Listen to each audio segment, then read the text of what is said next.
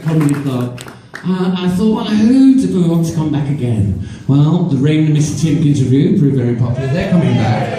And they are coming back at the end of the evening. I thought, who else can we have to come back? Who can have someone come back in the open spot? Who could it be?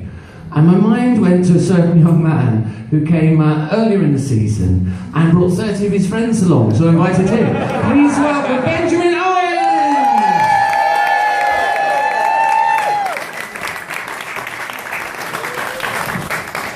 Thank you. It's nice to see you brought me back for the right reasons there, James. Now, I'm a person who, a child of the 80s. We've got any children of the 80s? A few of us. 90s? Anyone? Woo! Yeah, I've really got no time for children in the 90s, because at the end of the day, if you've never had to deal with dial-up internet, then I can't deal with it. If you've ever had to go to a phone box and actually use it, you felt real pain, you felt suffering.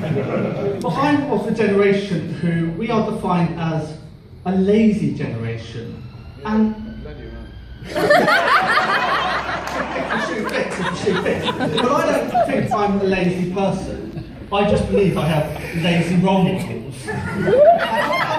It's not a dig at my parents or an overly friendly uncle. The lazy role models I look at are the children's television characters I grew up with. And the main offender, the one that really just does my wicked, is Postman Pat. Now, Pat, he was the Royal Mail's Royal Man. When you thought Royal Mail, you went Pat. And Pat had one job: deliver the mail.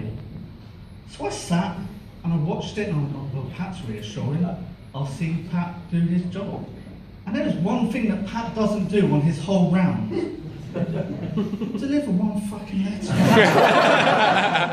sit and I watch him and he flirts with the women and he hangs out with his cat, but he doesn't deliver a single letter to these people. The only modern day version of him would be if he worked for Yodel. If he was to walk up, kick the package and go, bollocks to that, I'm done for the day, then I would believe that he was a genuine man.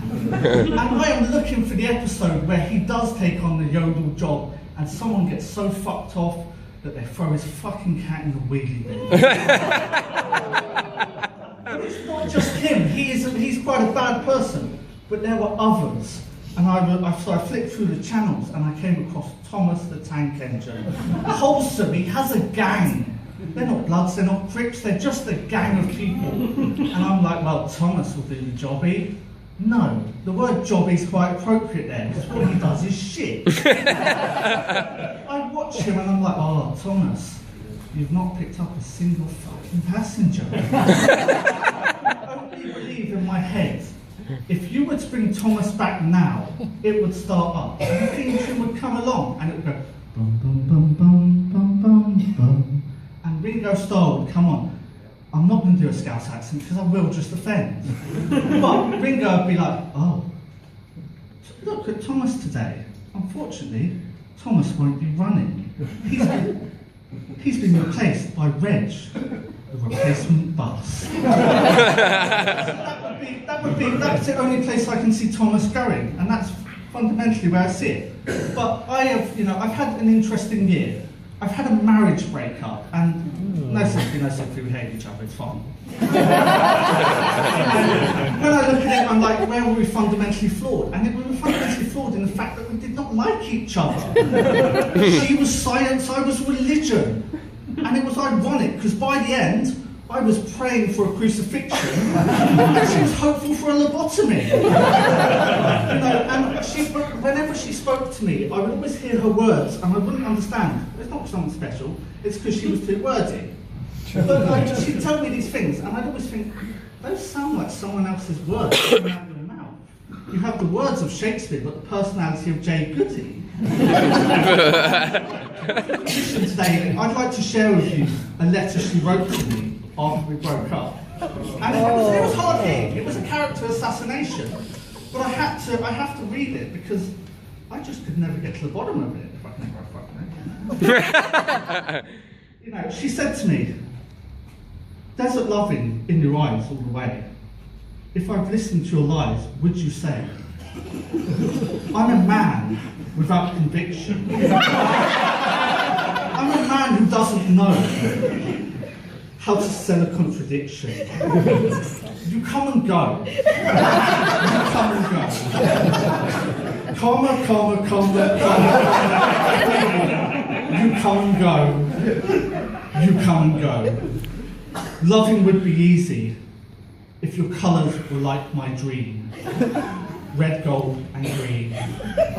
Red, gold and green. And I heard these words and I think she's quite a wordsmith, I'll be honest. They resonated in my head, they stuck there.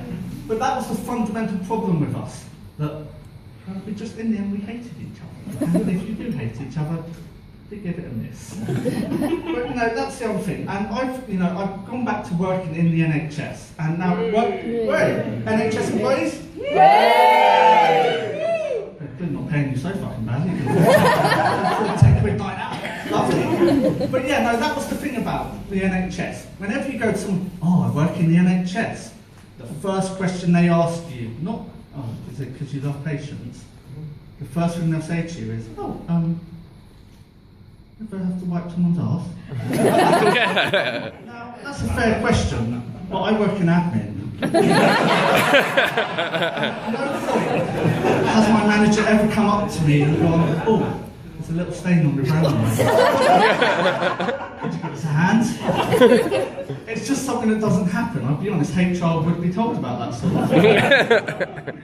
But no, I'm very grateful to be on this stage. I'm a local lad from Ealing, and to see the posters with my name on, small little poster, but it's just little things. And then I saw the email that came out, and it talked about these comedians in such a beautiful way.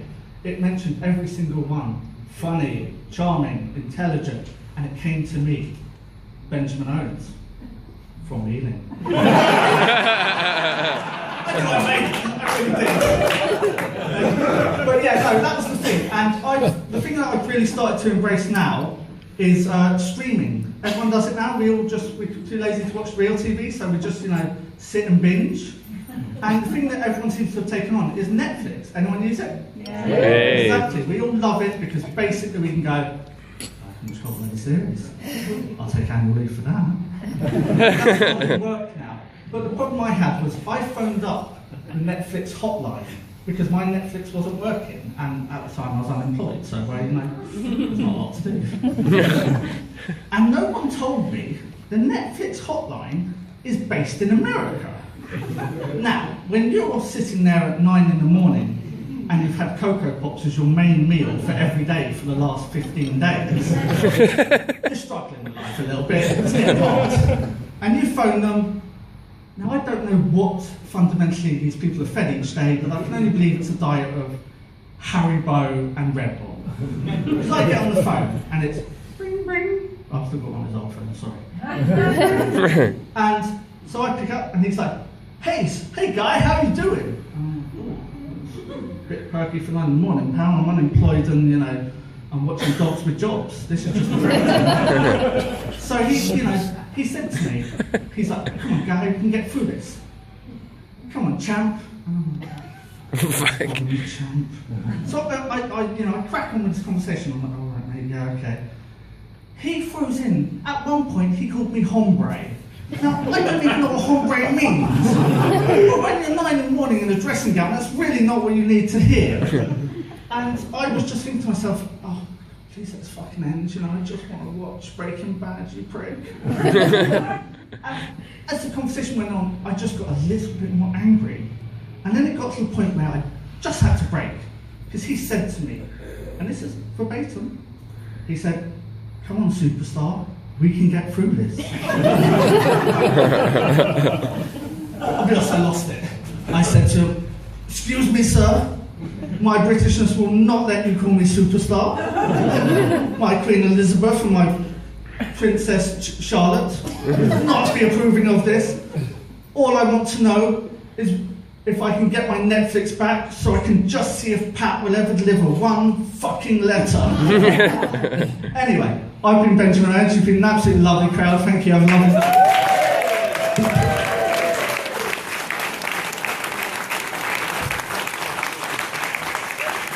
Oh my goodness, ladies and gentlemen, Benjamin Owens!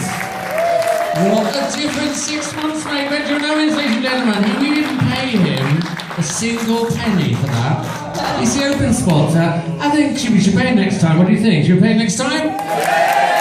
Benjamin Owens, ladies and gentlemen. I'll pay you next time. Okay.